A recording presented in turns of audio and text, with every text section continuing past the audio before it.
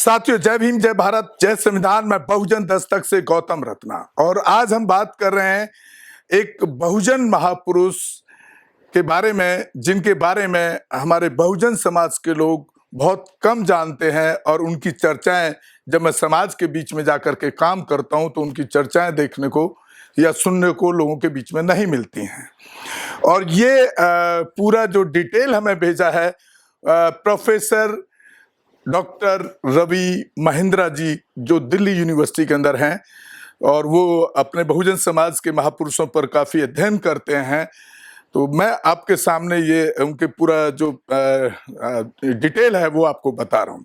मानवतावादी समाज के वाहक संत श्रोमणी दुर्बल नाथ जी के बारे में, जिनका जन्म 25 सितंबर 1861 को हुआ था और 1929 के अंदर उनका परिनिर्वाण हो गया। भारत भूमि पर समय समय पर कई महान संत पैदा हुए हैं, जिन्होंने अपने प्रवचनों और विचारों से समाज को बदलने का काम किया, जिनमें गुरु नानक, कबीरदास, रविदास, संत गाडगे आदि महान संत शामिल हैं। इसी कड़ी में संत दुर्बलनाथ भी शामिल हैं।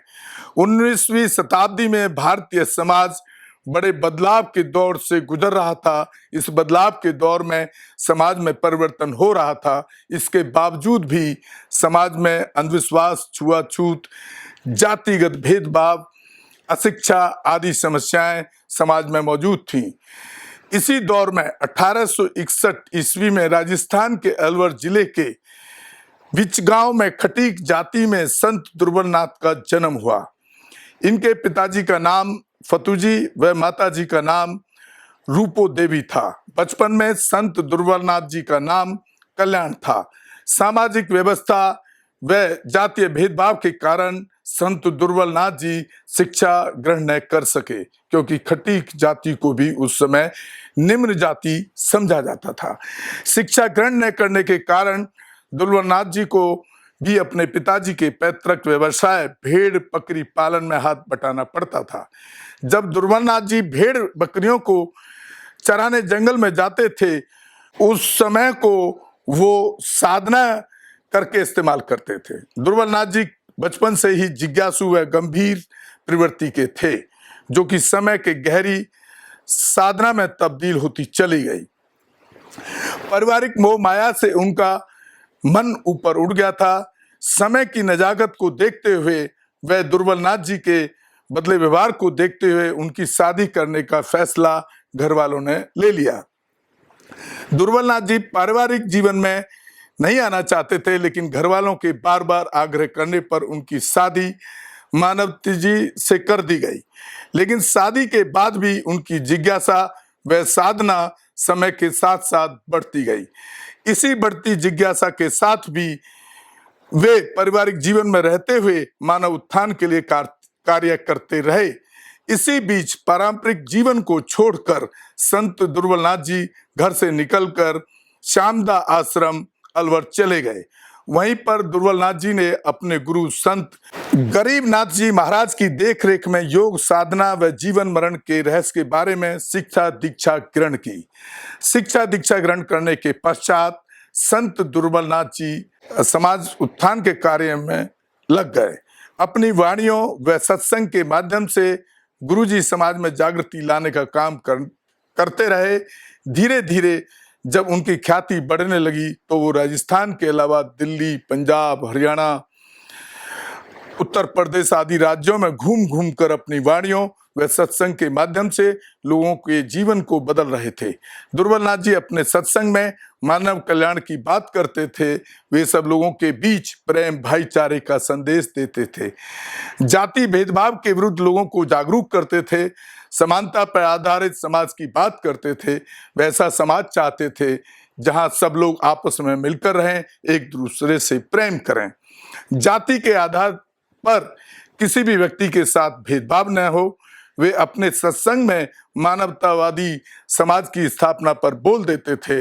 दुर्बलनाथ जी को सामाजिक व्यवस्था के कारण औपचारिक शिक्षा न मिल सकी। इसके बावजूद वे अपने सत्संगों में समाज को शिक्षा ग्रहण करने को प्रोत्साहित करते थे, क्योंकि उस समय देश में शिक्षा का प्रसार उच्च जातियों में हो रहा था। शिक्षा ग्रहण करके ही वंचित समाज आगे बढ़ सकता था। संत ध्रुवनाथ अपने प्रवचनों में नशे से दूर रहने की बात भी करते थे। उनका कहना था कि किसी भी तरह का नशा, चाहे वो शराब का हो या किसी अन्य मादक पदार्थ का हो, वो मनुष्य की बुद्धि को भ्रष्ट कर देता है। उसकी सोचने समझने की क्षमता क्षीण हो जाती है, मनुष्य विवेकहीन हो जाता है। इसलिए मनुष्य को नशे से दूर रहना चाहिए।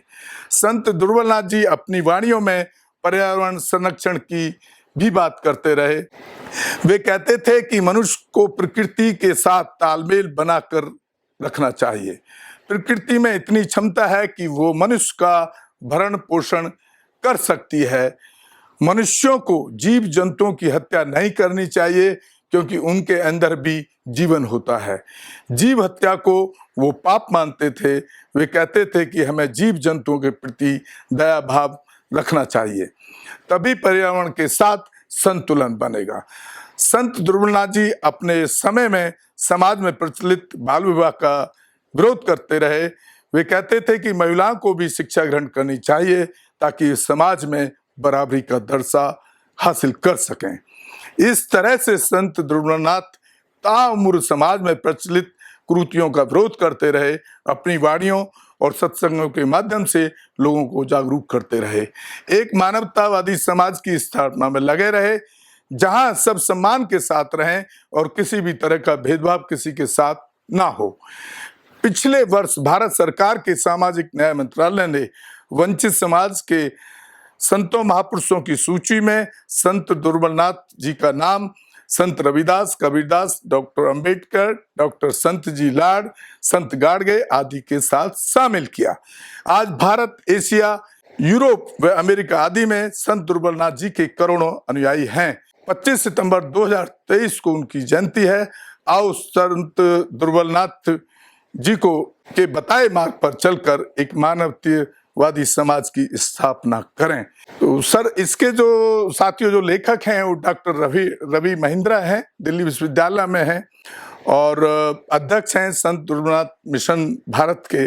तो साथियों, इनके बारे में मैं भी जितना बहुजन महापुरुषों को पढ़ा हूँ, इनकी जानकारी हमने कहीं बहुत ज़्यादा नहीं सुना लोगों से, तो एक बहुत अच्छे तथ्यों के साथ मैंने आपको संत ध्रुवनाथ जी के बारे में आपको बताया, उनके जीवन के बारे में बताया। और हम समय समय पर अपने महापुरुषों की जो हिस्ट्री है, उनका जो इतिहास है, उसको आप तक पहुंचाने की कोशिश करते हैं। और आज उनके जन्मदिन पर हम उनको नमन करते हैं और आपसे उम्मीद करते हैं कि आप हमारे चैनल बहुजन दस्तक को ज़्यादा से ज़्यादा शेयर करें, सब्सक्राइब करें, बेल आइकॉन जरूर दें, ताकि आप इस तरह के हमारे जितने भी महापुरुष हैं उनके इतिहास को जान पाएं। और अगर कहीं भी कोई, खास तौर से मेरा चैनल जो है एट्रोसिटीज़ पर भी काम करता है, और किसी के साथ कोई जातिवादी शोषण हो तो आप हमारे मोबाइल नंबर पर जरूर कॉल करें और आर्थिक सहयोग भी करें, क्योंकि चैनल चलाने के लिए महीने का स्टूडियो का 40 से 50 हज़ार रुपये खर्चा है, जबकि हमारा समाज हमको सहयोग नहीं कर रहा है। नहीं, बहुत एक कोई इक्का दुक्का कभी कुछ लोग आर्थिक सपोर्ट करते हैं, तो उससे कुछ, क्योंकि मैं अकेले यहाँ पर काम करता हूँ, एडिटिंग से लेकर के कैमरामैन का, बोलने का और आप तक वीडियो को पहुँचाने का। तो अगर आप आर्थिक सहयोग करेंगे तो ऑब्वियसली कि हम अपने ही बहुजन समाज के कुछ स्टाफ को बढ़ा करके इस मुहिम को और बड़ा अंजाम दे सकते हैं। इसी के साथ मैं आपसे विदा लेता हूँ। जय भीम, जय भारत, जय संविधान, नमो बुद्धाय। हमारे चैनल बहुजन दस्तक को लाइक, शेयर, सब्सक्राइब देखना मत भूलिएगा। जय भीम, जय भारत, जय संविधान, नमो बुद्धाय। धन्यवाद। चैनल आर्थिक समस्या से गुजर रहा है। अगर आप बहुजन समाज में बाबा साहेब अम्बेडकर और तथागत बुद्ध की विचारधारा को अधिक से अधिक लोगों तक पहुंचाना चाहते हैं, तो हमें आर्थिक सहयोग प्रदान करें, ताकि हम अपने चैनल के माध्यम से देश विदेश में समता, बंधुता, एकता और संवैधानिक अधिकारों को ज्यादा से ज्यादा लोगों तक पहुंचा सकें।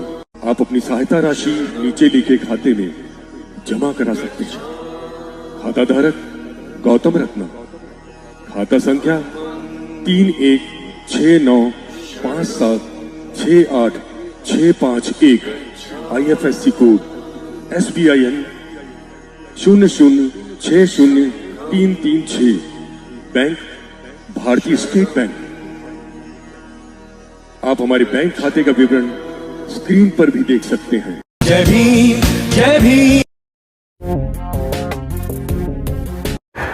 मैं गौतम रत्ना आपका बहुजन फिल्म प्रोडक्शन में स्वागत करता हूं और आप हमारे प्रोडक्शन हाउस के अंदर अपना कैरियर बना सकते हैं as a film director, as a producer and actor and actress and editor and cinematographer also.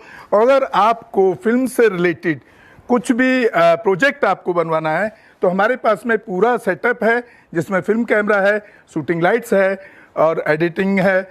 सारा A to Z एक ही जगह पर आपको हमारे यहाँ पर मिल जाएगा। तो दोस्तों आप हमें कांटेक्ट कर सकते हैं हमारे नंबर्स पर 9810085714 और 8510005714। हमारे वेबसाइट पे विजिट कर सकते हैं www.filmserviceindia.com और हमें मेल भी कर सकते हैं gautamfilmsproduction@gmail.com पर। धन्यवाद।